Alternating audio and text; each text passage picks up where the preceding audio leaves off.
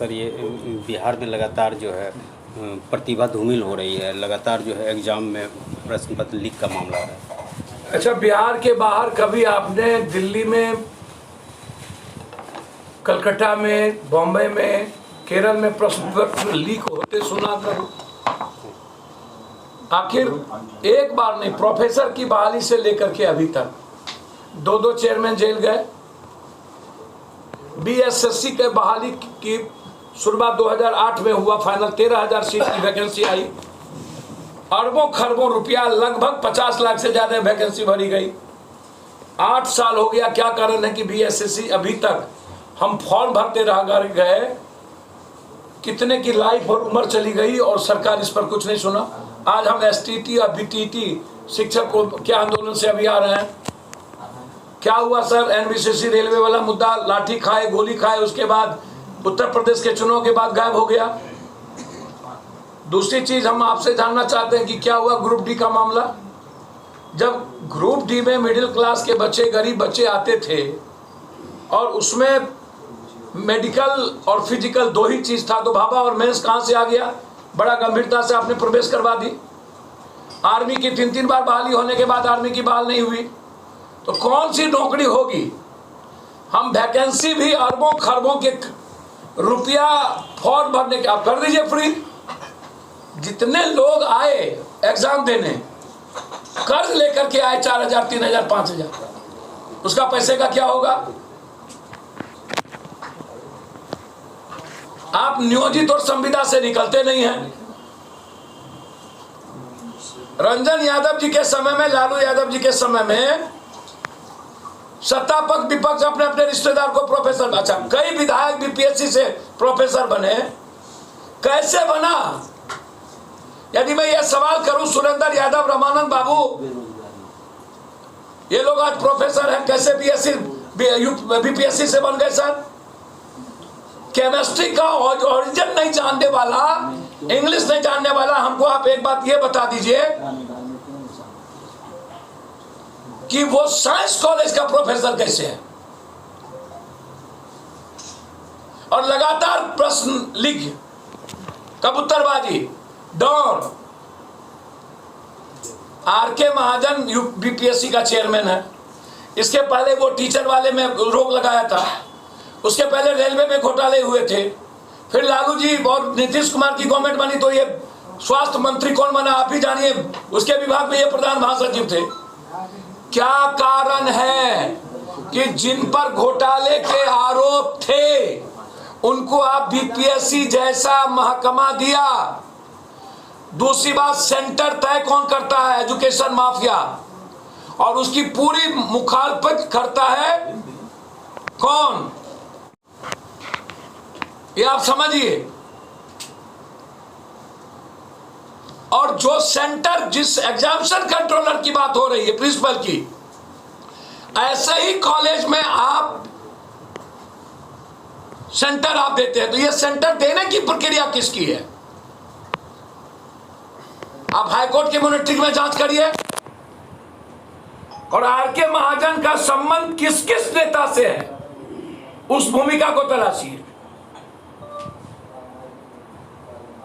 आप छोटी बड़ी मछली को बचाने, छोटी मछली को बलि का बकरा बना देना, अदूठों को जेल भेज दीजिए, एक दिन का सवाल है क्या?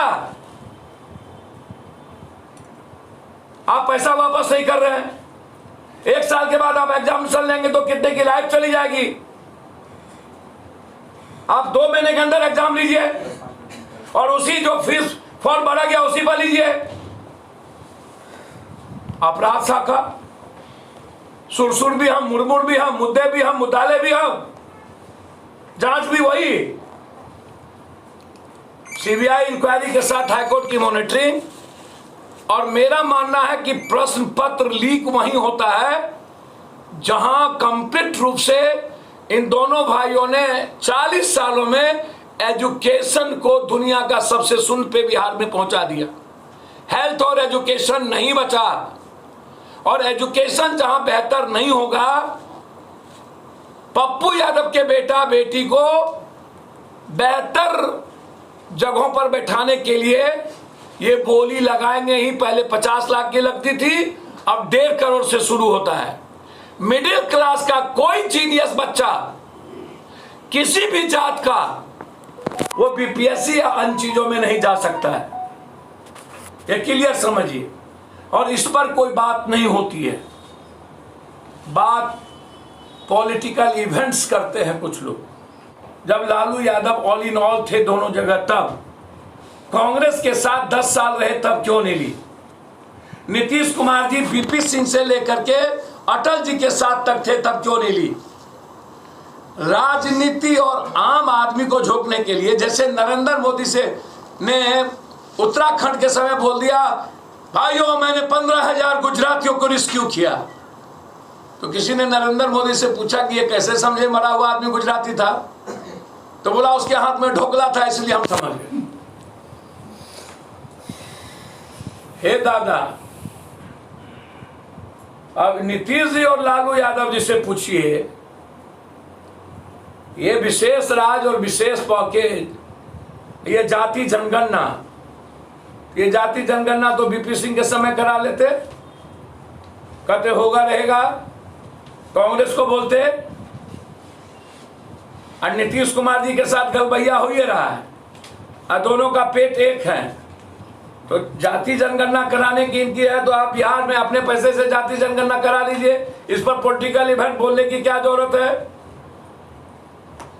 जो विधानसभा में विधायक को लात जूता मरवाने में कसर नहीं रखा, जिस नीतीश कुमार जी को थप्पड़ और अपने ही जिले में बम पटक देता हो, स्पीकर को थाना नहीं सुनता हो, एक भी वो आदमी भी कर रहा है जाति जनगणना, कहीं निकला नहीं, एनआरसी में निकला नहीं, सीए में बोला नहीं, इतनी बड़ी घटना घटी कहीं बोला नहीं, दलितों पर जुल्म हुए कहीं बोला नहीं, शराब से इतने लोग मरे कहीं बोला नहीं, बाढ़ में निकले नहीं। जब जब डेमोक्रेसी खतरे में पड़ी, स्पीकर और सीएम के बीच में तब गायब हो गए।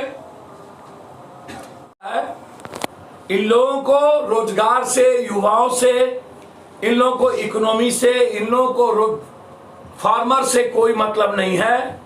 14.5 करोड़ बिहार की जनता इन लोगों के लिए भूमिहार है, जादव है, राजपूत है, अत्यंत पिछड़ा है, हिंदू है, मियाँ है। ये इस्तेमाल करेंगे वोट की अंक गणित से, साझेदारी और भागीदारी के साथ सत्ता के लिए। ये पागल है ये लोग। इन लोगों को बिहार की जनता से कोई मतलब नहीं।